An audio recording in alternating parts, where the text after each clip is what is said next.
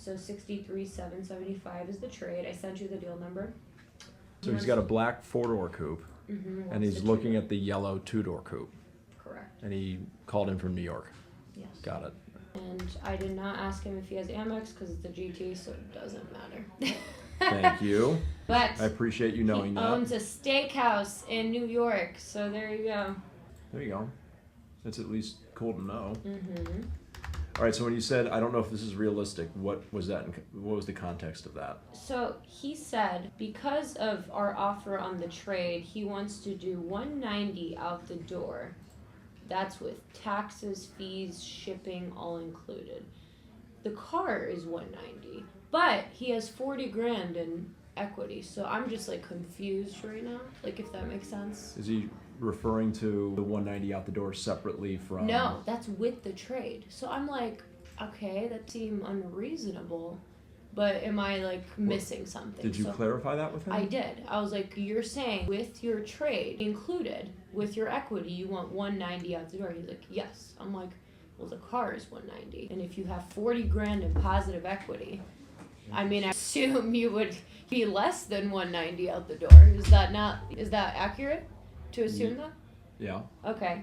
So here we are, I'm doing math, and I'm like, okay, well, let me put it together for you. He's like, well, I don't want to waste your time if you can't get it done. I'm like, well, I don't do the pricing, so I have to put it together. Still not sure if he knows that that's... I asked him. No, I know, but And I asked him what his payoff was, and I'm like, so you're asking for 190 out the door. Well, okay, first of all, who's his payoff through? That I don't know. He told me it was 21,000 and some change here. Well, nobody is ever even close to being correct on a payoff. So, I mean...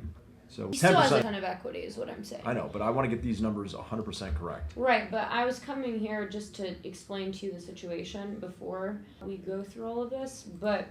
I get it. Huntington. We would need a social or an account number to be able to pull that. Not giving me a social, but... We can't just use the VIN? Like some... Not with Huntington. That's interesting. Huntington is a social or an account number, and if somebody has multiple accounts with Huntington, then it has to be the account number. Okay. So if you try to put a social in and they've got more than one account, then it won't pull it. Oh no. I just got hair in my eye. You know, like when it slices your eyeball? Yeah. Well, you wouldn't because you don't have long hair.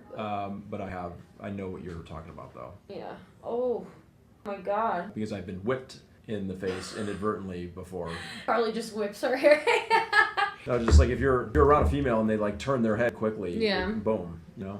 Yeah, piercing. Well, he's not sending me his social or his account number yet, so I guess we could put a pin on that. I feel like there's something that I'm missing because I know we can get to what he's asking with his trade. Still feel like he's probably... But even without the trade, it's 190 right now, but then, wait a second, he's asking for taxes and fees basically to be covered, which that's... I still feel like he's talking about the price of the car. Well, the price of the car is 197 something, so if he's asking for 190 out the door... Well, but he's got taxes and fees and shipping involved, so how much is the discount for this GT? Just taking away trade and all that lovely stuff, just so I can know. He's typing right now. See, this is why we need a pricing tool, so I can look at that. You know, it's very helpful. I will say that. And I can handle it. I was Roadster Princess, okay? I'm not saying you can't handle it. It's very nuanced. Because you all have that access to that information, that I don't have a problem with. The problem is that what then turns into is you just skipping these interactions entirely. What interactions? Letting us know what you're working on. Because you don't need to. So I like being independent more than I like waiting for somebody else to do something for me. You know what I mean? I get it. It's not about that. It's not about a hierarchy. It's just about, I can't help you. I can't make sure you're asking the right questions. I can't, that we can't put our minds together if you're just doing everything on your own because you don't need to talk to us. That's the issue. So it's because I want you all to have access to that information. I have no problem with that. I really, truly don't. What I have a problem with is that, generally speaking, people come in here and I ask questions and they don't have the answer. And that's an issue. I'm talking about like basic fact-finding type stuff.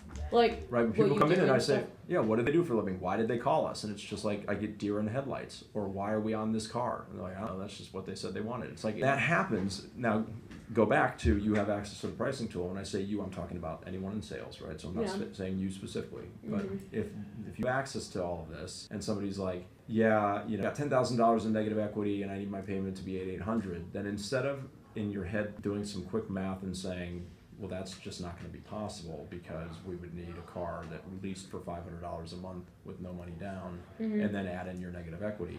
What people do is they just go to the pricing tool and they start configuring 1,000 different quotes on different cars, and there's no critical thinking going on at all. And now people are getting bombarded with quotes on things that, you know what I mean, just because there's a scenario and there's no discussion over it. I mean, when COVID started ending, and people weren't making efficient decisions anymore, I kid you not, generally speaking, I would open up some Roadster profiles and there were over 50 different scenarios saved in there and sent to clients. I know. The point is that how could anybody make a decision with on all what of those to buy? Options, Oh my God. Yeah. Like it was insanity.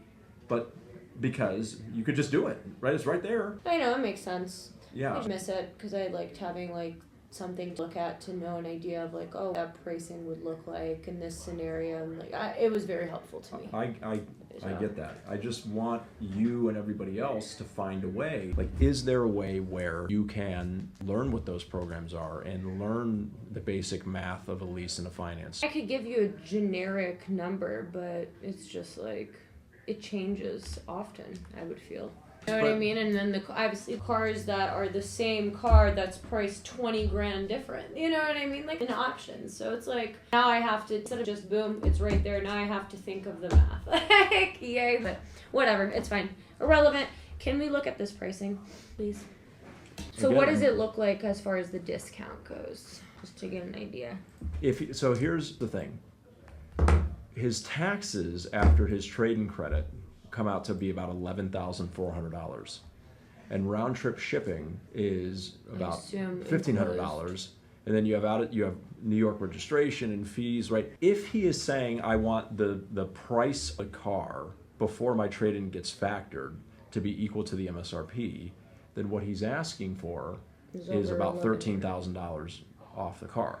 More like is that 13 and a half for a GT? I wouldn't say that it's unreasonable, but calling me right now.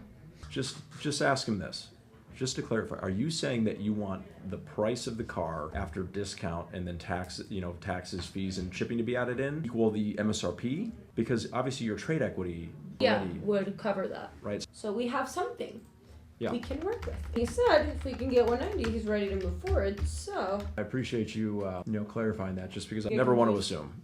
Either or. It worked out. We'll see, but it says the sale price is $177, but then you have the taxes and all that. He was not happy with our trade-in number, and I asked him, which is surprising to me because his trade-in number is really strong. He said he's working with a dealer in New York. Obviously, this is what they all say, but I asked, like, what did they offer you? Just out of curiosity, and he'd question. And then gave me an offer as far as the 190 goes. So I don't know if it's just like His offer is very strong. Trust me when I tell you. AccuTrade is hitting it at 63,775, and Manheim is 64, and wholesale average is 62.5. Oh, it's New Jersey. It's not New York. You had New York in here. He gave me that zip code in New York, so maybe that's what he was. Well, this is good. So that changes things. New Jersey is lower tax. Aha. It does have lower tax, but it also has higher fees. Whatever. Taxes are more expensive than fees? Sometimes. You're saying that their fees are thousands of dollars? People who live in Michigan, you know the fees go off the value of the vehicle, right? So in Ohio, G63 or a smart car, right? $100, new registration. In Michigan, smart car is like $100. A GT63 would be $2,000 to register it. Yeah, it makes a big difference.